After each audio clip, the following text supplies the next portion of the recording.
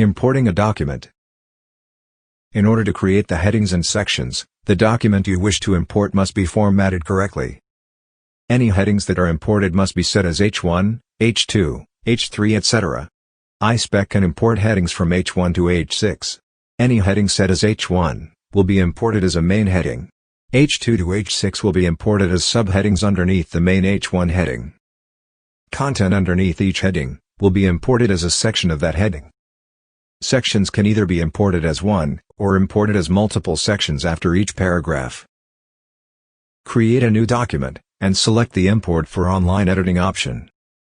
Choose whether to keep the formatting of the Word document, or use the default iSpec styles. This option is enabled by the iSpec administrator, so may be hidden.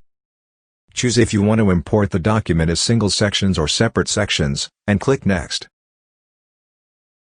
Enter a document name. Select a department, document type, and click Next. Add the users who will access the document and click Finish. The document will now be imported.